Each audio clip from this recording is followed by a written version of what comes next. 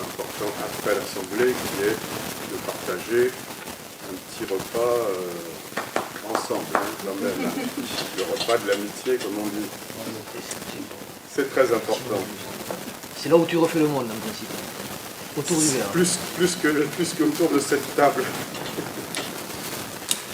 Donc vous avez eu tous entre les mains le rapport d'activité, donc je ne vais pas vous le relire parce que ça pourrait être éventuellement fastidieux. Mais je souhaiterais quand même faire un petit complément à ce rapport d'activité avant de le passer. Je l'ai écrit pour être sûr de ne pas faire trop de digression, ni oublier certains points qui me paraissent importants dans la situation dans laquelle nous nous trouvons à Bagnols. Donc, après le mandat de Jean Redd, le troisième du nom, les Bagnoulins ont porté Jean-Michel Solé à la mairie à la tête d'une liste apolitique qui a rassemblé toutes les voix de la droite classique à l'extrême droite. En face de lui, après le désistement des deux autres listes des forces démocratiques et de gauche, il y avait Roger Rouille, ancien maire dont le mandat, c'est un euphémisme de le dire, n'avait pas convaincu les Bagnoulins puisqu'il n'avait obtenu qu'une quinzaine de pourcents des voix au premier tour des municipales de 2008.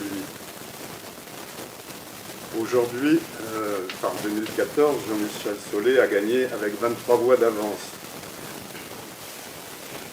Force est de constater qu'il agit comme s'il avait obtenu une large majorité. Apolitique, voire Jean-Michel Solé s'est à chaque échéance électorale retrouvé derrière le candidat de droite qui lui a apporté son appui. Derrière Jean-Pierre Romero aux dernières cantonales, on est l'exemple le plus marquant. Gageons que les échéances électorales de 2017, présidentielles et législatives, vont certainement lui donner l'occasion de montrer à quel camp politique il appartient. N'oublions pas qu'il avait obtenu l'investiture UMP en 2008, mais il ne l'avait plus en 2014, puisque c'était Hélène Redd qui l'avait à sa place. Donc, fort de sa courte majorité, Jean-Michel Solé a commencé son mandat, je dirais de façon pépère, entre guillemets, sans trop de vagues, s'attachant à se montrer sympathique aux côtés de tous ceux représentants de l'État, élus politiques du département et du canton, qui pouvaient lui apporter quelque chose. Refaire une route ici, un trottoir là, obtenir des subventions ailleurs. Habilement, il a voulu faire croire à un grand sens de la démocratie en organisant des groupes de travail dans lesquels Génération Bagnols a été systématiquement ignorée, et des réunions publiques d'information qui n'étaient en aucune façon des réunions de concertation.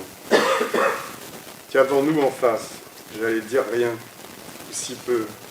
La gauche est moribonde. Rappelons au passage que la région et le département n'ont été conservés à la gauche que grâce à des triangulaires.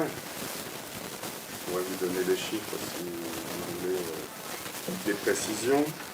À Bagnols, les représentants des partis de gauche, déjà numériquement très faibles, se sont dilués dans une liste elle-même sans étiquette, dirigée par Roger Rouille. Les socialistes comme les communistes n'ont plus aucune expression propre. Quant à la fameuse liste sans étiquette, elle est aussi sans saveur, sans couleur et sans pugnacité. Elle se proclame la minorité municipale, expression chère à Roger Rouille.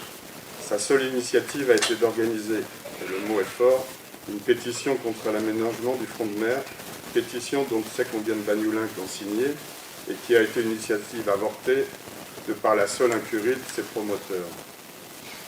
Il y a bien eu l'initiative d'André Mariotti d'organiser des rencontres entre les représentants des différentes listes de gauche présentes au municipal de 2014. Une première rencontre en décembre 2015 et une deuxième le 23 juin 2016. Génération Bagnols y était présente, avec 6 représentants, et a proposé comme gage de la volonté de se rapprocher la mise en commun des informations. Il n'y a pas d'informations, nous a-t-on répondu, et à la suite de cette deuxième rencontre, nous avons fait la proposition d'une action commune, refus du groupe de la minorité municipale. Nous en sommes là. La tentative de rapprochement est pour l'instant au point mort. Et la publication dans les colonnes du bulletin bleu ne va sans doute pas arranger les choses vis-à-vis de certains.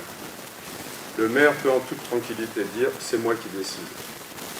Il ne répond pas au courrier qu'il juge contraire à sa politique. Certains peuvent en témoigner ici.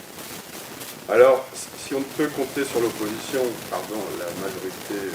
la minorité municipale, il faut continuer à agir pour le regroupement.